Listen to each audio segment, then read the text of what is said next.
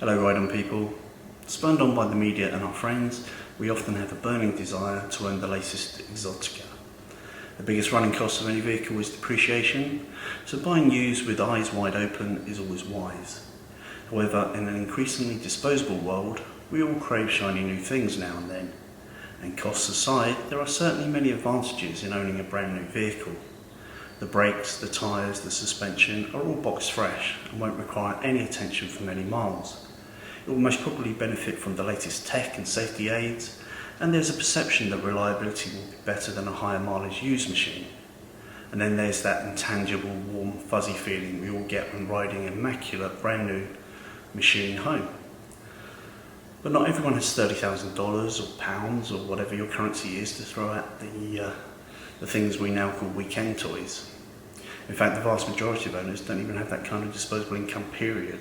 And even if they do, they may not have allocated it to motorcycles. They may have other expenses like children's schooling needs, for instance. And if you thought Ducati servicing is expensive, you've clearly never been married to a smoking hot wife. But we all have to cap our budget somewhere and then see what our best available options are. However, for a rider with a more real-world budget, there are still plenty of great machines out there. And whatever your budget, you may well have overlooked them and their great virtues. Anyway, this video is all about affordable bikes that you may have overlooked. The hot ticket for sports bikes fans this year is the all-new RS660 from Aprilia. It produces great power from its parallel twin engine, and it has super lightweight, aiding all forms of performance with an emphasis on sharp handling. It has a comprehensive electronics package which they call Aprilia Performance Ride Control, and this works in conjunction with its full 6-axis IMU, aiding both performance and safety. Aprilia claims its striking looking middleweight is very sophisticated and breaks new ground. It has a distinctive triple headlight and is also available in classic Apex Black and Spring Lava Red.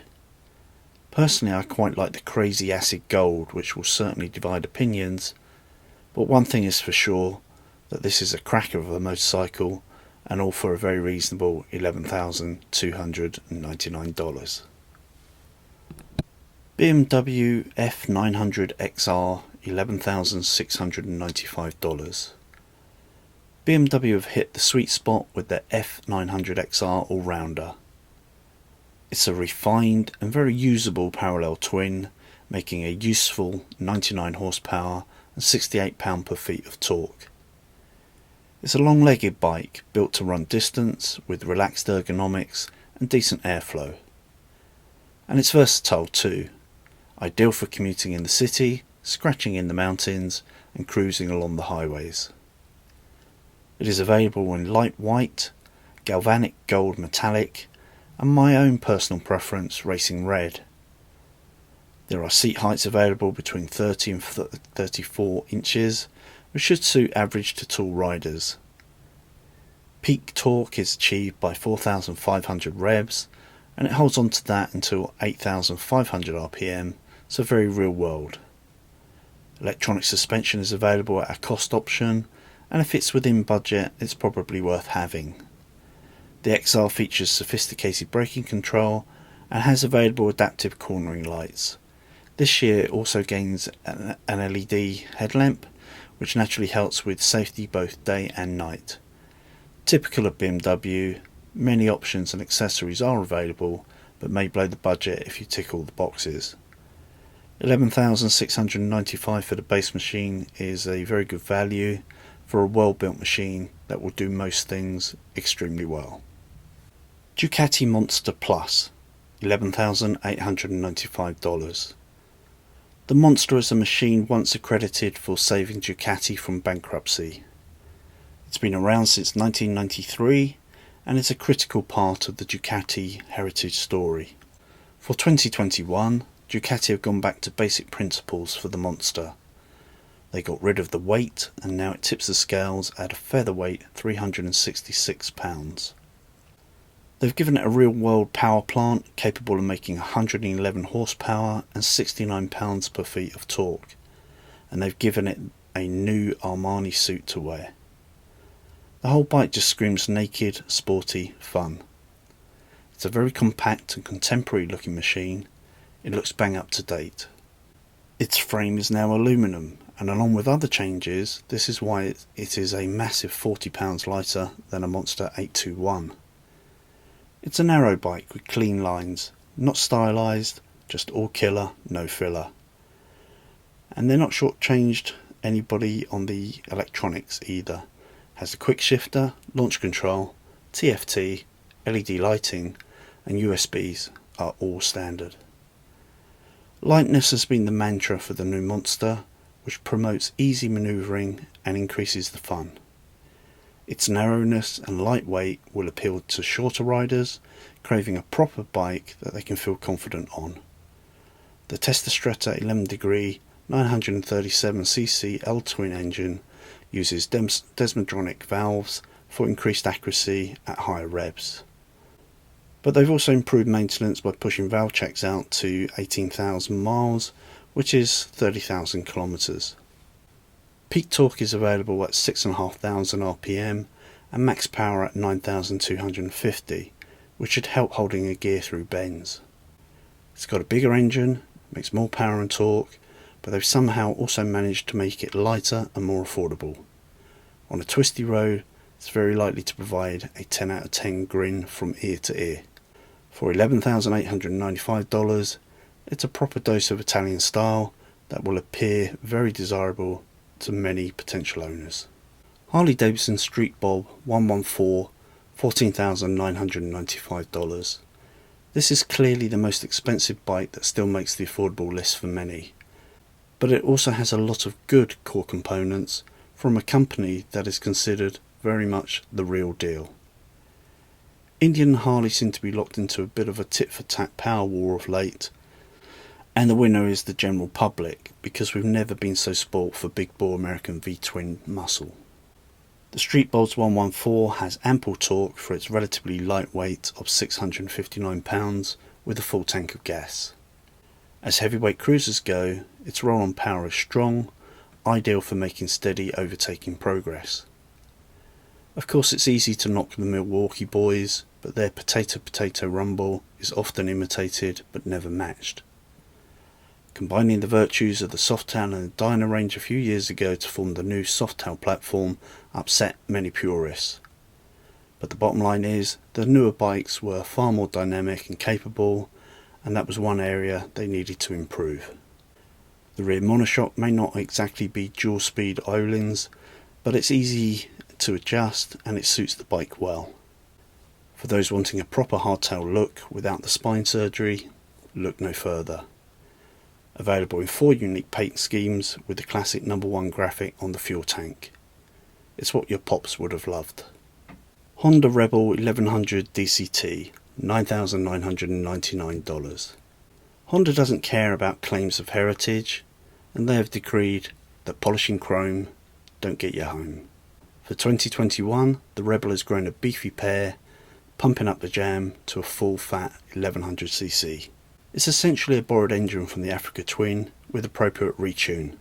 It has all the usual cruiser essentials in terms of a low seat, twin cylinders, relaxed ergos and laid back looks. But it also has more punch and better handling and ground clearance than most cruisers, especially American ones. Of course, ABS is standard, but what might surprise some is that a dual clutch transmission or DCT is an option. And that really is a key USP for Honda. Not only are they the only automatic gearbox offerings in this sector, but it's been through several iterations over the years and is now near perfect. It's also perfect for those wanting a first bike who struggle with a manual clutch or would just simply prefer not to do it. With the auto for cruising and manual changes via the paddle shifts when the mood takes, the DCT makes most sense to me. It also looks to be a good platform for customization too. The exhaust is a little uninspiring, but easily changed, and Honda are offering a range of accessories from mini batwing fairing to panniers. Being a Honda, it should prove reliable, and if I wanted an affordable, dependable and easy to ride cruiser, it's a good option. Kawasaki Ninja 1000 SX, $12,599.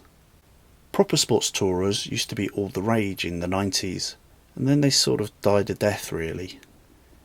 Kawasaki is keeping the spirit alive with the brilliant all-rounder that is the Ninja 1000 SX.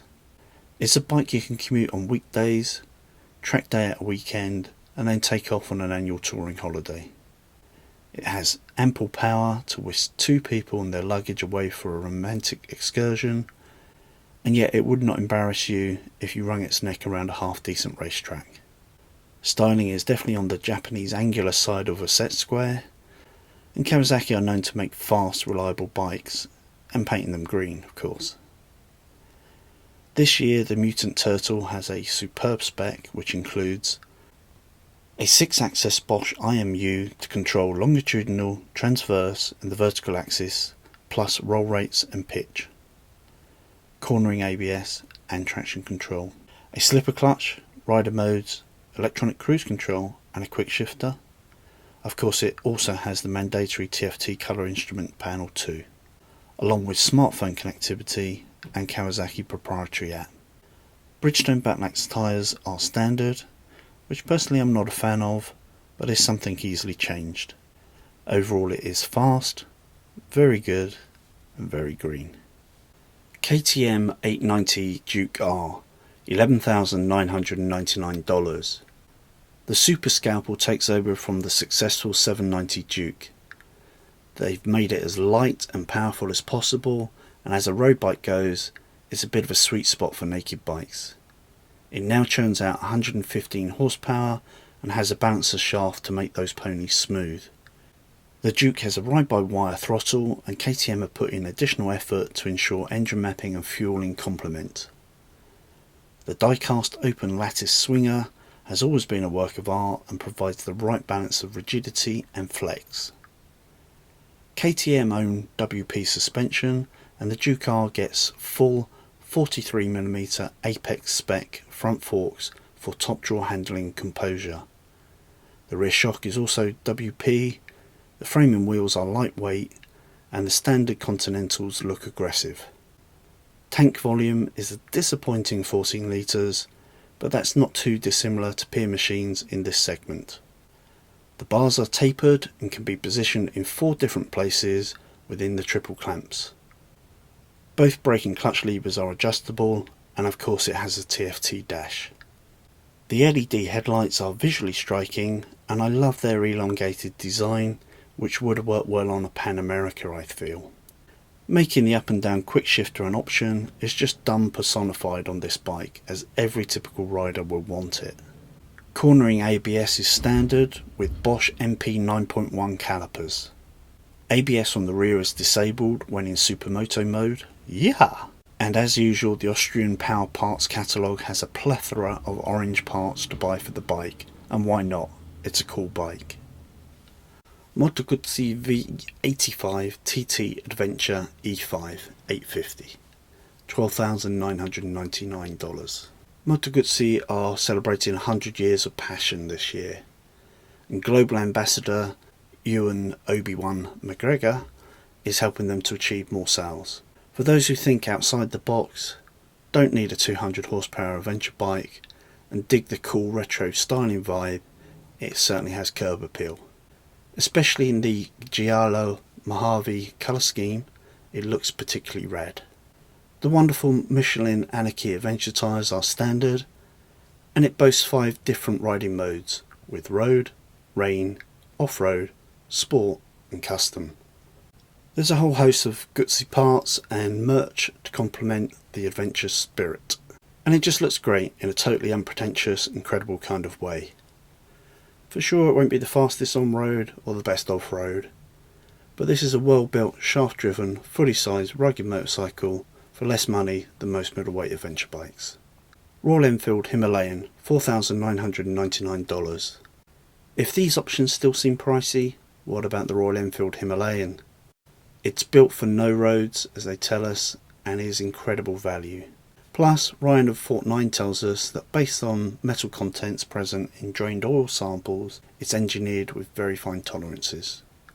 For just $4,999, you can't really complain about too much for a green lanes overland vehicle with 2 wheels. Like Land Rover and Jaguar, Royal Enfield has a British heritage, but is actually owned by Indian company now. And along with China, having the largest population on the planet means plenty of domestic sales as well as international ones. At £427, this is a relatively light bike and one that is not going to be too intimidating for a newer or elderly rider. It only makes 25 horsepower, which was good for a 250 in 1985, but times have certainly moved on. That said, it will be just fine at keeping up at legal speeds, and the typical buyers are not looking for lap times or gaining massive air. Unless you live in an urban environment, overtaking at modern speeds will definitely be a bit sketchy. The clocks are basic as you would expect, but at least feature a digital compass, which is a nice touch. Despite the 15 litre tank, it's very frugal and a 250 mile range should be no problem. Tyres are tubed, the seat is fairly low, and the engine looks nicely assembled. Reliability is reputedly good. Updates for 2021 include switchable ABS, improved rear brake mechanism, revised side stand, and 3 new colours: rock red, gravel grey, and lake blue. Scrambler Ducati Fasthouse Desert Sled, $12,295. Ducati keep topping up their piggy bank with their lower priced and higher volume sale Scramblers sub-range. And the coolest and funkiest Scrambler to date has just been released in this Fasthouse Desert Sled model. It is a special edition model, limited to just 800 bikes, as part of a collaboration with apparel brand Fasthouse. The frame gets a special aluminum plate with the serial number of the bike, helping exclusivity. And it also gets a dedicated seat design with anti-slip cover. And the steel trellis frame is finished in Ducati red. The best part is the livery, aligned with the bikes that competed in the Mint 400. Its black and grey design combined with a geometric graphic on the tank really looks the part. And its black spoke wheels, a 19 inch at the front and 17 inch at the rear, wear beefy Pirelli Scorpion Rally STR tyres. It's got that high front mudguard and extended rear fender to help with muddy trails. A variable cross-section handlebar, adjustable Kayaba suspension, and those sweet and short exhaust canisters. I particularly like the stubbiness of the canisters and their black finish. And it may just be the photography, but the downpipes do look better quality than on some of the other Scramblers. It's very much the sort of machine that would look cool parked outside a trendy coffee bar, but would also have credibility on some of the more challenging Forest Service roads, and could put a nice smile on your face every time you open the garage door. Its 803cc air-cooled 73 horsepower engine may sound very modest, but it has very accessible torque and weighs a very reasonable 193 kg, which is 425 pounds. Lighting is full LED all round, and of course it has ABS as standard. Scramblers come with a 2-year warranty and a 7,500 mile service interval. For me, it's the best looking Scrambler to date, and I wish it wasn't a limited edition, as I think they would sell it for a very long time. Suzuki V-Strom 650 XT Adventure, $10,449. The Suzuki V-Strom, or V-Strom as it is affectionately known by some of its owners, has always been good value. In XT Adventure guys, it has everything you need for a proper mini adventure, including the rugged looking panniers. The 650cc 90-degree V-twin has always been a peach, and it is used in cheap racing series all over the world. It produces smooth mid-range thrust, ideal for real-world general riding speeds, on the road and gentle trails. This model comes with a protective windshield, engine protection bars, handguards and panniers all as standard. It looks pretty nice in its yellow paint scheme with gold anodized aluminum rims. The V-Strom has LED turn signals and LCD dashboard. Spoke wheels carry tubeless radial dual sport tyres, and adding further to the impressive spec, ABS and 3 levels of traction control are both standard on this model too. And these panniers aren't just aluminum looking, they're the real deal too. When you factor that BMW charge around $1,600 alone for the aluminum panniers and locks for the GSA, you can see what great value this bike represents for anyone who doesn't need the performance, weight or high costs. 6th gear is an overdrive for freeway use, helping economy and range for those doing proper tours. And to further support that, I applaud Suzuki for fitting a 20 litre or 5.3 US gallon tank on an already frugal bike. Braking power will certainly be modest, with a dual piston caliper up front and a single at the rear. And the tyres are skinny by modern standards at 110 and 150 sections respectively. But do you know what? I've long thought motorcycles are overtired for the road in their width, purely for appearances. A skinny tyre is really agile on a twisty road and when you need to suddenly change direction quickly. With all its buckaroo equipment fitted, it tips the scales at a portly 239 kilo or 528 pounds. But this bike is such good value, its engine is very reliable, dealers are plentiful, and if you want a lot for a little, it's good value for money. Triumph Trident 660, $8,095. Triumph have launched a simply beautiful naked bike in the Trident 660. Particularly the grey with red accents and large Triumph logo on the tank looks just right. It has such a stylish undertail fitted as standard, and I'd like to see that appearing on more motorcycles.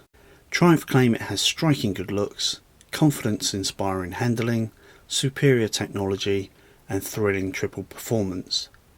And I'd say they're certainly on the right lines, and this bike is going to be in a sweet spot for many at just over $8,000.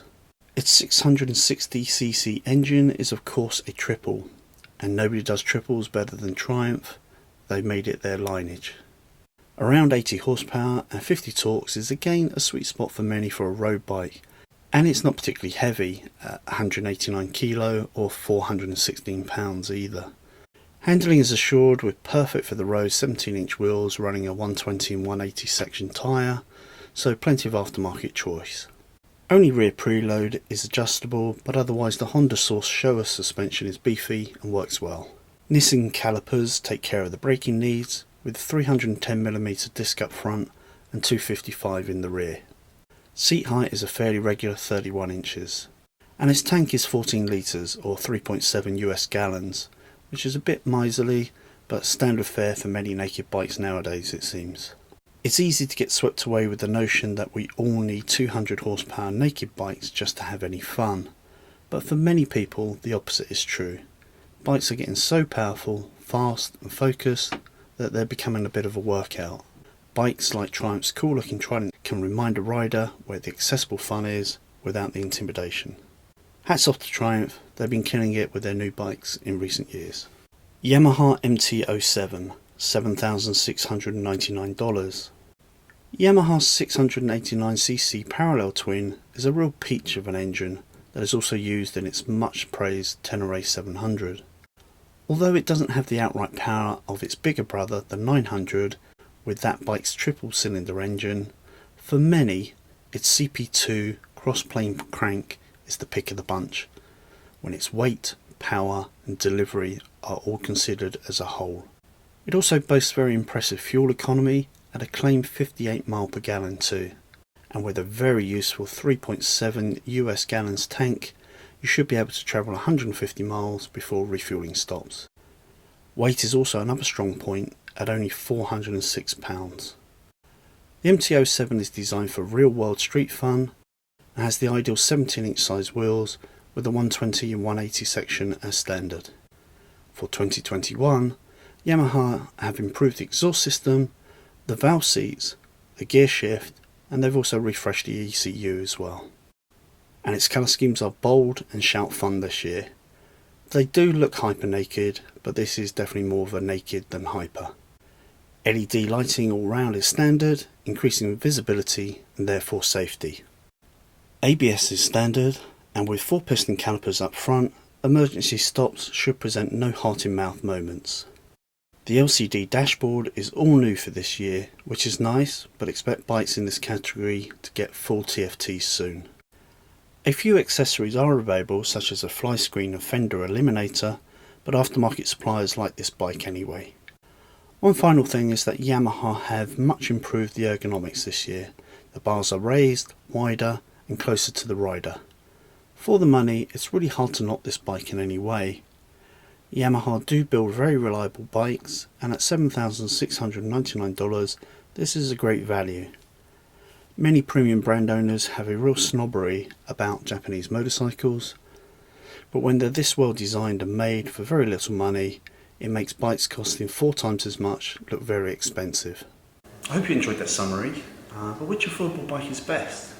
Well, that rather depends on whether you are a cruiser, naked sports or adventure type of rider, but within these there's certainly a good spread of bikes ranging between $5,000 and $15,000, whether you buy your bikes cash or you finance them. With an average price of around $11,000 in this bunch, I genuinely have quite a hard time choosing a favourite, I think. But anyway, it's not about me. Let me know in the comments which you'd buy and why. Hey you, if you want to become one of the Ride On people, don't forget to subscribe. Ride often, ride carefully, ride on.